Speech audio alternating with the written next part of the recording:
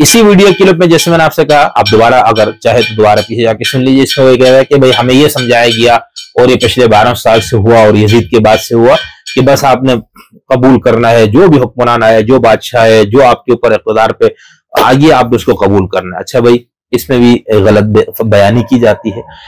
एक तो ये कि शुरू में देखे हमारे यहाँ जो मुस्लिम इल्म कलाम और मुस्लिम जो फिक्र है मुसलमानों के पास, उसके अंदर ये बहस होती है खलीफा का इंतखाब कैसे होगा। एक तो ये, अच्छा अब खलीफा तो मुंतखब हो गया, ठीक है, उसकी शराइत है ना कि खलीफा नेक हो, आदिल हो, फासिक ना हो, फलाना ना हो, एक पूरी एक लिस्ट है, मर्द हो, ठीक है, कुरैशी नस्ल की भी शरत है, ये सब शराइत जिसमें है आपने उसको हुक्मरान बना दिया। अच्छा अब हमारे यहाँ तो तस्वुर ये है आमतौर पर, और ये रहा भी है, और ये जब ईरान ने भी अपने यहाँ इस्लामी खिलाफत को कायम कर दिया और खुमैनी साहब उनका खामनाई, तो उनके यहाँ भी ये कि खलीफा जो बन गया वो मरते दम तक रहेगा भाई, ठीक है, वो नहीं जाएगा। अच्छा भाई, या तो जिब्रील आके इजराइल आके उसको ले जाए। अच्छा दूसरी सूरत ये है कि खलीफा माजूल भी होगा।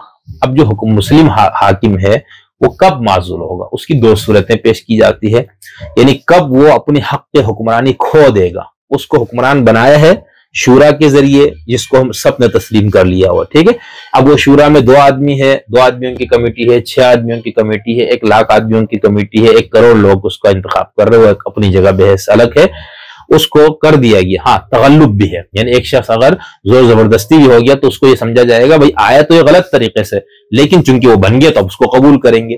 तो अगर वो तगल्लुब यानी जोर जबरदस्ती वो हुक्मरान बना है, या वो मुशावरत और शूरा के जरिए बना है, अहले हिल वक्त ने उसको बनाया है, उन दोनों सूरतों में यह है कि इसकी ये सिफात है तो मुसलमान खलीफा या हुक्मरान है, ठीक। अच्छा अब इसको माजूल कब किया जाएगा, इसको कुर्सी से हटाया कब जाएगा, तो उसके लिए कहा जाता है जब वो फिस्क का इर्तिकाब करे, यानी खलीफा अगर जालिम और फासिक हो जाए तो वो माजूल होगा, क्योंकि फासिक आदिल का मुखालिफ है, ठीक है। और जब फिस्क का इर्तिकाब करता है और जुल्म का इर्तिकाब करता है बादशाह, तो वो हक हुक्मरानी खो बैठता है। एक तो ये। दूसरी सूरत है कुफर बवाह कहता है, यानी खुला कुफर। जुल्म और फिस्क तो एक अमली कमजोरी में हुआ, लेकिन एक वो कहता है मैं इस्लाम को नहीं मानता हूँ, मैं मजहब के अहकामात को नहीं मानता हूँ, मैं इस्लाम को ही छोड़ चुका हूँ, एक मिसाल दे रहा हूँ, वो कुफर बवाह हो गया, ठीक है। या वो जरूरियात दीन का खुल्लम खुल्ला इनकार करता है, वो हो गया काफिर, ठीक है। अब इन 2 सूरतों में उसको हक हुक्मरानी उसकी खत्म हो जाएगी। भाई अब वो बादशाह है, ताकत उसके पास है, फौज है उसके पास पूरा, तो उसको कैसे हटाएंगे बाबा। अब उसके लिए हमारे यहाँ सवाल वो जो बहस आती है मसला खुरूज अलल हाकिम। ये जो कह रहा था ना कि हमें ये बता दिया गया बादशाह जैसा भी हो हुक्मरान है उसको कबूल करना है, आपने कुछ भी नहीं करना है फलाना, और इमाम हुसैन ने तो उसको चैलेंज किया था। इमाम हुसैन का पूरा हमने पूरा 20-25 हमने इस पे सीरीज में गुफ्तगू की हुई है कि खुद इमाम आली मकाम इमाम हुसैन अलैहिस्सलाम के क़याम या खुरूज यजीद के खिलाफ जो है उसका मकसद क्या था, उसकी कितनी ताबीरात है बाबा, वो एक नहीं है। खैर बहरहाल, तो अब ये साहिल साहब ने जो बात की इसको हम कहते हैं खुरूज अलल हाकिम, यानी हुक्मरान को उसके ओहदे से माजूल करने के लिए निकल खड़े हों, इनकलाब के लिए आप निकलेंगे, ठीक है। पुरामन तरीके से तो वो नहीं हट रहे ना, अब नहीं हट रहे तो आपने क्या करना है। इसके ऊपर चूंकि कुछ हदीसें हैं जिसके अंदर ये कहा कि भाई आपका हाकिम जैसा भी हो उसकी इताअत करो, उसकी फरमाबरदारी करो, कोई तन कटा हबशी भी हो तो उसको भी मानो, इस तरह की रिवायतें हैं। लेकिन दूसरी तरफ वो रिवायतें भी है ना जिसके अंदर कहा गया कि ऐसा शख्स हाकिम नहीं बन सकता, ठीक है। अब मसला ये हुआ कि हमारे यहाँ हजरत उस्मान के बाद हजरत अली खलीफा बने और उसके बाद फिर ये हुआ, ठीक है, यानी फिर अमीर मुआविया, हजरत अली का भी चलो मान लिया गया, खारिजी लोग थे वो एक हो गया, फिर अमीर मुआविया आपके हाँ हुक्मरान रहे, ठीक है। अमीर मुआविया के बाद फिर आपके यहाँ खुरूज की तहरीकें उठी खासतौर पर, ठीक है, जिन्होंने खुरूज किया। खुरूज का मतलब उन्होंने कहा हम अपना वो ले आएंगे, हम खुद हाकिम बनेंगे खलीफा, और ये जो यजीद बना है उसके बाद भी जो खुरूज की तहरीकें ये लोग खिलाफत की हकदार नहीं है, ठीक है। अब हुआ ये कि जितनी भी तहरीकें उठी सब नाकाम हुई, मुल्क के अंदर मुआशरे के अंदर मजीद अनारकी फैली, मजीद फसाद फैला, कोई फायदा हासिल नहीं हुआ। फायदा इस मफहूम में आप ये कहें शहादत मिल गई जन्नत, वो अलग केस है। यहाँ पर भाई वो शहादत लेने के लिए जन्नत लेने के लिए नहीं निकला था ना, वो तो उस जालिम और फासिक हाकिम को हटाकर एक आदिल हाकिम के तौर पर वो निकला था कि हम आदिल हैं, हम हुकूमत करेंगे, कामयाबी इसमें होनी चाहिए। तो जितने भी खुरूज की तहरीकें हैं उनको ये कामयाबी नहीं मिली, यहाँ तक कि खुद इमाम आली मकाम को भी ان سے پہلے ابن زبیر کو آپ لے لیں، اس کے بعد آپ توابین کی تحریک اٹھا لے آپ، اس کے اندر باقی بہت ساری تحریکیں ہیں، ٹھیک ہے۔ اس پہ پھر فقہا کے ہاں یہ بحث ہوئی کہ بھئی اب کیا کیا جائے، احوان البلیتین کا اصول ہوتے ہیں، ٹھیک ہے۔ ایک تو یہ کہ فاسق ہے، یہ ظالم ہے، اس کو قبول یا گوارا کیا جائے، یا ہم 1 2 4 ہزار 20 ہزار 1 لاکھ پورے معاشرے کے لوگ اٹھ کھڑے ہو اور کھڑے ہو کر تلوار کے ذریعے اس کو ہٹا دیا جائے۔ تو اس میں انہوں نے یہ دیکھا کہ بھئی اس طرح سے کرنے سے تو کامیابی نہیں مل رہی تھی اور مزید خرابی پیدا ہو رہی تھی، عدم استحکام ہو رہا تھا، تو اس لیے یہ ایک موقف اپنا لیا گیا اہل سنت یہاں خاص طور پر کہ بھئی اگر آپ کا حاکم ظالم اور فاسق بھی ہے تو اس کو گوارا کیا جائے گا، ٹھیک ہے۔ یہ اطاعت، اس میں بھی بہت بنیادی شرط یہ ہر جگہ موجود رہی ہے کہ لا طاعت لمخلوق فی معصیت الخالق، یہ بنیادی اصول ہے، اس کو تمام فقہاء نے مانا ہے، ٹھیک ہے، کہ کسی حاکم کسی بھی مخلوق کی اطاعت خدا کی معصیت میں نہیں ہے، یعنی وہ ٹھیک ہے وہ اپنے اندر اپنے حد تک وہ فاسق تھا، وہ اپنے عمل کے لحاظ سے وہ ظالم ہوا، لیکن میں اس کے ظلم کی حمایت کرتے ہوئے ظلم میں شریک نہیں ہو سکتا، وہ مجبور کرے گا تو اپنی جان دے دوں گا، ٹھیک ہے۔ تو یہ تھا مسئلہ کیا کہ اس کو ہٹانا چاہیے، ہٹانے کا جو طریقہ ہے وہ ایک ہی ہے، مسلح جدوجہد، اس میں کامیابی کے بالکل امکانات نہیں رہے، جتنی بھی تحریکیں اٹھی سب نے ناکامی کا سامنا کیا، اس لیے فقہاء کہتے ہیں گوارا کر لیا جائے گا اس کو، کب تک؟ جب تک کوئی ایسی صورت نہ پیدا ہو جس کے اندر کم سے کم نقصان کے ساتھ وہ بندہ اپنی کرسی سے اس کو ہٹا نہ دیا جائے، ٹھیک ہے نا۔ اچھا، اہل تشیع کے ہاں پھر کیا ہے؟ ان کے ہاں 12ویں امام کی غیبت کے بعد چیپٹر ہی کلوز ہے، وہاں اسلامی حکومت دیکھو کہ تو عقدی بھائی سب کچھ ہے، لیکن کیا اسلام کے نام پر حکومت کرنے کا حق ہے؟ ایک لحاظ سے اثنا عشری شیعوں کا یہ موقع بہت خوبصورت تھا کہ مذہب کے نام پر، خدا کے نام پر حکمرانی کا حق معصوم کو حاصل ہے، غیر معصوم کس طرح کرے گا یار؟ پھر کیا کرے بھائی؟ ٹھیک ہے، عقلی تقاضا ہے، ضرورت ہے معاشرے کی تو حکومت ہونی چاہیے، جس قسم کی بھی ہو، اس میں ظلم نہ ہو، یہ چیزیں ٹھیک ہے، لیکن خدا کے نام پر نہیں، ٹھیک یہ تھا۔ اب وہ کون کرے گا؟ آخری امام ظہور کریں گے، اس کی بات ہوگا، ٹھیک ہے۔ اور اس کی اچھی جو شکل ہے وہ آپ ہمارے ہاں اسماعیلی نظاریوں کے ہاں ہے، یعنی آغا خان امام ہے آج بھی، وہ جس مفہوم میں امام کا تصور ہے شیعوں کے ہاں، ٹھیک ہے، معصوم اور منصوص ہے وہ، ٹھیک ہے، خدا کی طرف سے ہے اور معصوم بھی ہے، لہٰذا اس کی اطاعت پھر بالکل ٹھیک ہے، وہ اگر اسلام کے نام پر حکومت قائم کرے، امام کا حق ہے، خیر۔ تو یہ تھا وہ کل۔ اب یہ جو بار بار کہنا کہ بھئی آپ کو بس صلاح دیا ہے اور آپ کو یہ بتا دیا گیا کہ آپ نے کچھ نہیں کرنا، ایسا نہیں ہے، کچھ کرنا ہے، آواز اٹھانی ہے، لکھنا ہے، بولنا ہے، ظلم کو گوارا نہیں کرنا ہے، لیکن اس کے لیے کیا آپ تیر اور تلوار لے کر طاقت کے بلبوتے پر اس کو ہٹانے کے لیے نکلیں گے؟ یعنی اس پہ اختلاف ہے۔ اس کو یہ حضرات اس طرح سے پیش کرتے جیسے کہ بس ہمارے ہاں تو بالکل اس کو ایسا کر دیا گیا۔ میں آپ کو پھر کہہ رہا ہوں، اہل سنت یہاں اس کو اجماع سمجھ لیا گیا ہے کہ ظالم حکمران کے خلاف خروج نہیں کیا جائے گا۔ اس کے پیچھے جو اس کی بیس ہے وہ میں آپ کو بتا چکا ہوں، ٹھیک ہے، کہ اس سے کامیابی نہیں مل رہی، مزید مفسدہ ہو رہا ہے، معاشرے میں مزید انارکی پھیل رہی ہے، مزید خرابی پیدا ہو، اس لیے اس کو منع کر دیا گیا۔ سید ابو الاعلیٰ مودودی صاحب رحمۃ اللہ علیہ نے بھی اس کو بہت سے جگہوں پر بحث کی، انہوں نے بتایا بھئی یہ خروج ہے، بالکل کرنا ہوگا بھائی، لیکن شرائط وہی ہے نا، ٹھیک ہے۔ دوسرا امام ابو حنیفہ رحمۃ اللہ علیہ دیکھیں ان کے ہاں بالکل انہوں نے حضرت زید بن علی وغیرہ کی بالکل حمایت کی بھرپور، اور امام اعظم کا اپنا مسلک بھی یہی تھا۔ اب حنفی جو مسلک اس وقت ہے اس کے اندر کیا ہے؟ اس کے اندر یہی ہے کہ خروج ناجائز ہے، اس مفہوم میں خروج کہ آپ مسلح ہو کر نکلے اور حکمران کو ہٹانے کی کوشش کرے، ناجائز ہونے کی وجہ میں بار بار بتا رہا ہوں، یہ نہیں کہ اس بادشاہ کو کوئی خدائی صنعت ہے، آپ بس اللہ میاں نے اس کو ہم پہ وہ کیے تو ہم تو اللہ نے ہم، یعنی جو شیعوں کا تصور امام ہے کہ اللہ نے اس کو مقرر، ایسا نہیں ہے، ٹھیک ہے، یہ ذہن میں رکھیے گا، یہ غلط بات ہے جو پھیلائی جاتی ہے، بتائی جاتی ہے، سمجھائی جاتی ہے، یہاں پر یہ نہیں ہے، ٹھیک ہے، ذل اللہ فی الارض آپ نے یہ ٹائٹل دے دیا سب کچھ، لیکن اس کے پیچھے یہ تصور نہیں ہے۔ تصور کیا ہے کہ چونکہ اس کو ہٹانے کے لیے جو مسلح جدوجہد کی جائے گی اس سے نقصان زیادہ ہوگا، لہٰذا یہ کام نہیں کرنا۔ تو ہمارے ساحل صاحب نے یہ بات صرف اس جگہ نہیں، ایک دو اور جگہوں پر بڑے دھڑلے سے اور بڑی تفصیل سے کی ہے کہ بھئی ہمارے کو تو یہ بتا دیا گیا کہ بس آپ نے جو ہے نا قبول کرنا ہے، برداشت کرنا ہے۔ بھئی اب تو جو دور ہے نا، یہ ایک تو قومی ریاستوں کا دور ہے، جمہوریتوں کا دور ہے، اب تو وہ اللہ یعنی جو جس کے لیے انسان صدیوں سے خونریزیاں کرتا ہوا آ رہا تھا، مسئلہ حل نہیں ہوتا تھا، ظالم فاسق جابر حکمران کو ہٹانے کا، ٹھیک ہے، جب حضرت کارل مارکس وغیرہ کا جو دور آیا اس میں انہوں نے پورے انقلاب کا پورا ایک پروجیکٹ دیا کہ وہ ہٹاؤ ان کو، تلواروں سے ان کی جو پگڑیاں اچھالی جائیں گی، تخت اچھالے جائیں گے، بالکل ٹھیک وہ کر دیا۔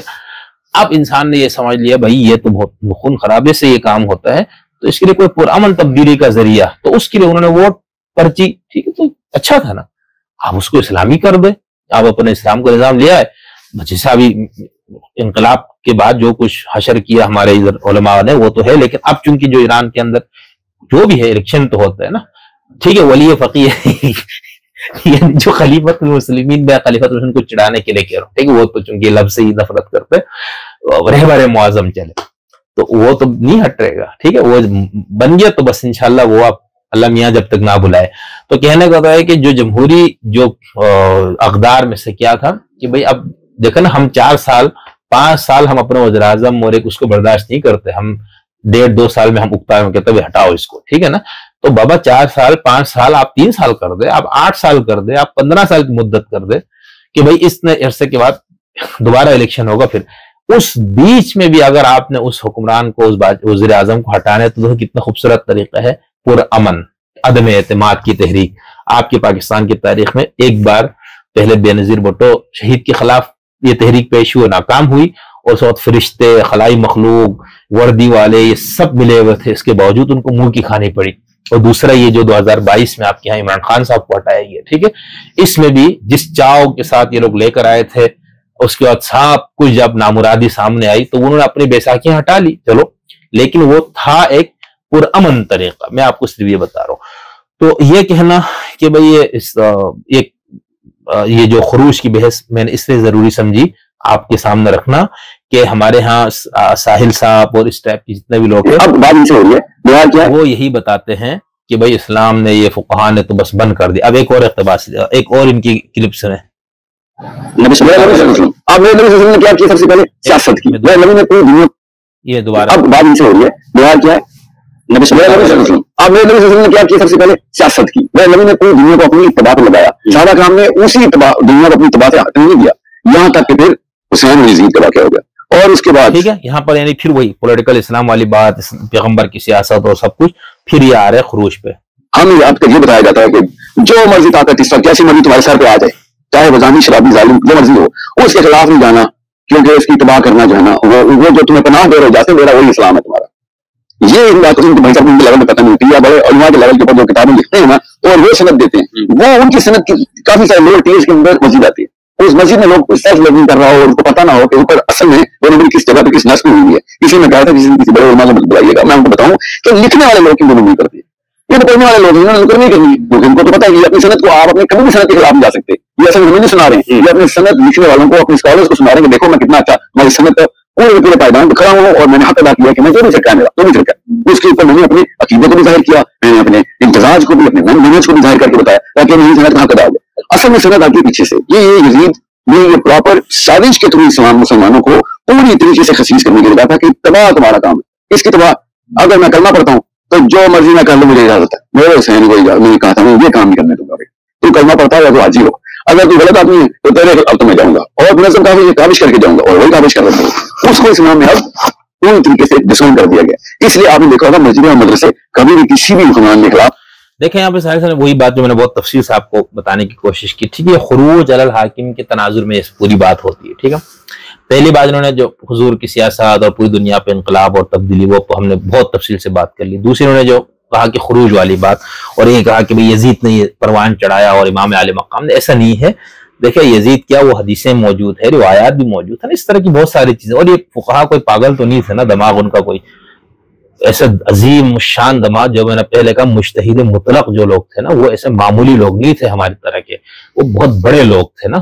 تو انہوں نے ان تمام نصوص پر پورے حالات کو جائزہ لے کر ایک موقف دیا اور ایک دینی مسئلہ بیان کیا کہ بھائی چونکہ حکمران کو ہٹانے میں یہ مسئلہ ہے، اس سے یہ فسادات رونما ہوئے، کامیابی نہیں ہوئی، تو لہٰذا اس کا مقصد یہ ہے کہ اس کو گوارا کر لیا جائے، اس کے خلاف بات نہ کرنا، ہر صورت اس کی اطاعت کرنے، سب بکواس ڈھکوسلے لوگ کرتے ہیں، غلط بات ان کی طرف۔ رہی بات حضرت امام عالی مقام امام حسین علیہ السلام کی، تو اس کا میں نے آپ کو اشارہ کر دیا کہ خود امام حسین کا جو قیام تھا اس کا بنیادی مقصد کیا تھا، اس کے اوپر خود اہل تشیع میں 8 سے زائد آراء موجود ہے، خود اہل سنت میں بھی اس پہ موقف 1 سے زائد ہے، ٹھیک ہے۔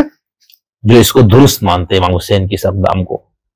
اہل سنت یہاں بھی کہ یہ جس یعنی فقہ میں اور حدیث کی کتابوں میں خروج کے باب میں امام عالی مقام کا وہ آتا ہے. ٹھیک ہے. پھر اہل سنت میں سے جو لوگ امام حسین کے اس اقدام کو خروج علی الحاکم مانتے ہیں وہ کہتے ہیں بالکل صحیح تھا امام حسین کا اقدام. شیخ الاسلام اور کچھ لوگوں نے ابن تیمیہ وغیرہ کچھ لوگوں نے جو کہا کہ یہ امام حسین کی اجتہادی غلطی تھی وہ ایک الگ اپنا ان کا موقف ہے، لیکن جمہور اہل سنت کا موقف یہ ہے کہ امام حسین کا یہ اقدام بالکل درست تھا اور انہوں نے خروج کیا ظالم حکمران کے خلاف، اس میں ان کو کامیابی نہیں ملی. اب کامیابی سے مراد آپ ذہن میں رکھ لیجئے گا کہ اس ظالم کو ہٹا کر خود برسر اقتدار ہونا اس مفہوم میں. ٹھیک ہے. تو وہ یہ کہتے ہیں کہ امام حسین نے چونکہ قدم اٹھایا، وہ صحابی رسول تھے، نواسہ رسول تھے، صحابی ہونے کے ناطے انہوں نے قدم اٹھایا اور بالکل دین کے مطابق اٹھایا. یزید ظالم تھا لیکن اس میں امام حسین ان کو ہٹا نہیں سکے ظالم حکمران کو، اور یزید مزید مضبوط ہو گیا. پورے اہل بیت کو اور ان کے ساتھیوں کو جو کریک ڈاؤن کیا گیا، ختم کیا گیا، وہ پوری ایک اندوناک جو واقعہ ہے وہ ہم سب اس کو اچھی طرح سے جانتے ہیں. تو یہ جو بات اس طرح سے کی جاتی ہے اس کو ایسے نہیں کرنی چاہیے. بس ہمارا صرف اختلاف ان حضرات گرامی قدر سے یہی ہے کہ آپ اپنے سننے والے نوجوان بچوں بچیوں کو اور لوگوں کو دین بتانا چاہتے ہیں تو اس کی ساری بنیادوں کے ساتھ بتائیں، اس کی ما لہ و ما علیہ کے ساتھ بتائیں. دیکھیں ہم ایک دین کے طالب علم ہونے کے ناطے ہمیں یعنی ہم یوں سمجھتے ہیں کہ ہم 8 سال کی عمر سے ہم یہ پڑھ رہے ہیں. ٹھیک ہے. گھر سے ابو کے پاس، پھر اس کے بعد مدرسہ، پورا 10 سال کی تعلیم، پھر یونیورسٹی، تو ابھی تک ہم پڑھ ہی رہے ہیں. اس کے باوجود ڈر لگتا ہے بات کرتے ہوئے، کسی موضوع پر موقف دیتے ہوئے، کسی موضوع پر اس طرح. اور جب سے تحقیق یہ چیزیں ہوئی تو اس کے بعد تو بندہ بالکل ہی گیا. ٹھیک ہے. تو اب اگر ہم مبلغ ہوتے ہیں اس طرح کے کسی پولیٹیکل اس کا یا ایک مسلکی اس کا خاص، تو پھر ہم دھڑے سے چیزیں ایسا بیان کرتے ہیں کہ انشاءاللہ تو اب ہم سے یہ نہیں ہوتا نا. تو کہنے کا مطلب یہ ہے کہ یہ سب جب آپ بتائیں تو آپ کو بہت احتیاط کی ضرورت ہے. اس احتیاط کی آپ کی بات کی وجہ سے کتنی غلط فہمیاں ہوتی ہے، آپ اپنے اس گفتگو کے ذریعے لوگوں کو کتنی غلط چیزیں بتا دیتے ہیں. تو یہ بہت ذمہ داری کا کام. دیکھو انٹلیکچوئل یا اسکالرز یا علماء کی بہت بڑی ذمہ داری ہے. ٹھیک ہے نا. آپ سیکولر علماء کے مفہوم میں کہیں یا دینی، یعنی مذہب کے اندر قرآن میں یہودی علماء کو جو یلعنہم اللہ یلعنہم اللائنون، لوگوں کی لعنت، ملائکہ کی، یہ سب کچھ کیوں کہا گیا؟ کیونکہ وہ جب آپ دانشوری کی سطح پہ آپ جب غلط پٹری پہ قوم کو چڑھا دیتے ہیں نا تو اس سے پوری کی پوری قوموں کی تباہی ہوتی ہے.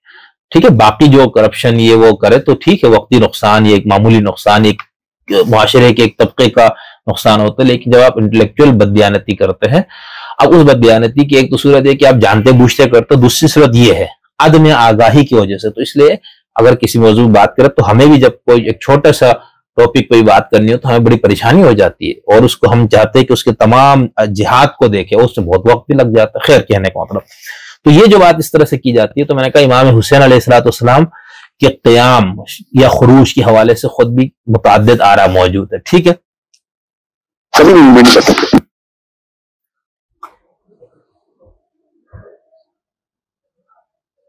بات کر لیتے ہیں مگر مسلمان پارلیمنٹ ہاؤس میں آئے، سیاست میں آئے، پوری طریقے سے ڈیموکریسی کے تھرو نہیں، پبلک مینڈیٹ کے تھرو پوری طریقے سے ایک فلسفہ ایک دھارا بول دیا.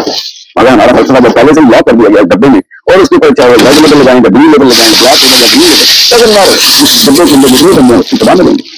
یہ ایک معاملہ بہت لڑائی ہو رہا تھا، ان کے ساتھ لڑائی کرنا سے نہیں کر سکتے. آپ کے خیال میں یہ پتہ لگانے کی مدد کرتی ہے جب آپ کہہ رہے ہیں کہ یہ تباہ کرتے ہیں، وہ کہا جاتا ہے کہ سلطان کی آنت اللہ کی آنت ہے، دوسری بات آپ کو وہاں سے استعمال کی چیزیں ہیں، وہاں سے استعمال کی چیزیں ہیں. اس لیے نہ حسین نہیں ہو سکتے، نہ امام مہدی کا الیکشن میں کسی قدر نہیں کیا دیجیے کیا پہلے سے کسی ہم لوگ ووٹ نہیں تو وہ الگ نہیں لگتا ہے. وہ کسی خلیفہ کے اندر ہی یہ سارا کا سارا معاملہ کریں گے نا، مگر اس کا ڈیفینیشن میں فرمٹ کر دیا گیا.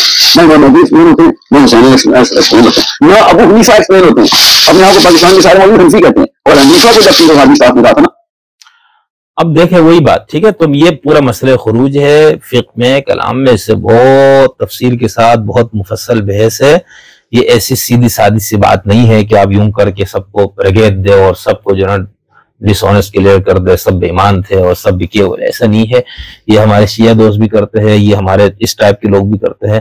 یعنی آپ دیکھیں ہم تو کسی بھی فرقے کا مسلک کا علم عالم دانشور جنہوں نے اپنی ذہنی دماغی صلاحیتیں لگا کر ہمارے لیے علم کی شمع روشن کی، سب کا احترام ہے، دل کی گہرائیوں سے احترام ہے. بخدا کوئی کسی اسکالر دانشور اہل علم کی توہین کا ہم سوچ بھی نہیں سکتے. مقصد صرف یہ ہے کہ آپ اس طرح نہ کریں، لوگوں کو غلط انداز سے چیزیں اس سمپل کر کے ایسا کر کے بتانا کہ بس یہ تو سارے ایسے ہی تھے اور بکے ہوئے تھے اور یہ بادشاہوں کے غلام تھے. ٹھیک ہے، علماء سو بھی رہے، یہی تو وہ علماء لعنتی ہے جنہوں نے جانتے بوجھتے غلط تعبیرات کر کے یا غلط اپنے سطحی ذاتی مفادات حاصل کے ایسے لوگ بھی تھے. لیکن آپ پوری امت کی اس کو اس طرح سے دریا بھرک نہ کریں. تو یہاں پر ہم نے ساحل صاحب کی جو گفتگو کی اس میں ہم نے خاص طور پر یہ ایک تو اظہار دین یعنی دین کا غلبہ، یہ بار بار یہ بات کرتے ہیں. اب اچھا ابھی جو ہم نے آپ کو آخری کلپ سنا ہے اس کے اندر بھی آپ دیکھیں کہ آپ دعویٰ بول دیں پارلیمنٹ، تو بابا کیسے بولے؟ آپ تو کہہ رہے الیکشن سے نہیں ہونا یہ کام. اب وہی نا کلیئر نہیں ہے، یعنی بندہ بات کرے تو اس سے سمجھے کیا. خیر، میں ایک اور کلپ سیاست سے متعلق جو انہوں نے گفتگو کی ہے اور اس کے اندر بھی آپ ان کی ایک یعنی جو غلط فہمی کہے یا ایک بات کو ایک اس انداز ابھی ٹھیک آپ کو نا ہزاروں لاکھوں وفات نظر آ رہی، کروڑوں 25 کروڑ غلام کی نظر آ رہی میں وفات شامل ہیں. وہ ایک جوڑے کے غلام ہیں. پتہ کیوں؟ کیونکہ ہمارے اسلام کے فلسفے میں آپ لوگوں نے 2 نمبری کرنے کو اسلام بنا دیا کہ نہیں اس کا جب بھی تم سیاست میں داخل ہو گے تم اسلام سے خارج ہو جاؤ گے. سر ہم سیاست میں داخل ہیں. اچھا اب یہ کس احمق نے کہا ہے کہ آپ اسلام سیاست میں داخل ہو تو آپ اسلام سے خارج ہو گئے؟ کوئی نہیں کہتا. یہاں تک کہ جس مفتی صاحب سے بیچارے کو انہوں نے گیر کے رکھا، مجھے تو بڑا رحم بھی آیا، بھائی دھڑے سے بول ہے نا یار آپ بھی اپنا موقع. خیر اب ہمارے روایتی جو مسئلہ کے بھی مسئلہ یہی ہے نا، وہ خلافت اسلام نظام اس کو یہ لوگ بھی مانتے بیچارے، وہ اور مودودی صاحب اور یہ عدیم صاحب ٹائپ کی جو لوگ ماننا فرق ہے. یعنی وہ ہمارے علماء روایتی ہوئے کہ بھئی خلافت کا نظام ہے، اسلام کا ہونا چاہیے فلاں، اور اس کے لیے جدوجہد بھی ہونی چاہیے. اس کو مقصود و مطلوب مومن کے طور پر وہ لوگ پیش نہیں کرتے، بھائی آپ سب کچھ چھوڑ چھاڑ کے یہی کرنا ہے، یہ فرق ہے. خیر تو اس کے اندر بھی کہہ رہے بھائی آپ نے تو سیاست میں جانے کو اسلام سے خارج کس بیوقوف نے کہا ہے آج تک؟ بلکہ یہ دیکھے کہ جو موجودہ سیاست میں حصہ لینے والوں کو کی جو تکفیر کرتے ہیں نا، وہ لوگ کرتے ہیں جو اس فکر کے ہے، جو اولیاء مقبول جان کی فکر کی ہے، جو ساحل عدیم کی فکر کی. کون؟ TTP والے، داعش والے. مولانا فضل الرحمان سے بار بار حملے کیوں کرتے؟ وہ یہی تو کہتے ہیں کہ بھئی یہ جمہوریت اور یہ کفریہ نظام میں جا رہا ہے. تو خیر یہ بالکل تضاد بیانی، یعنی کوئی اس طرح ہمیں سمجھ میں نہیں آ رہا ہے کہ ہم تبصرے بھی کچھ چیزوں پہ کس طرح سے کریں.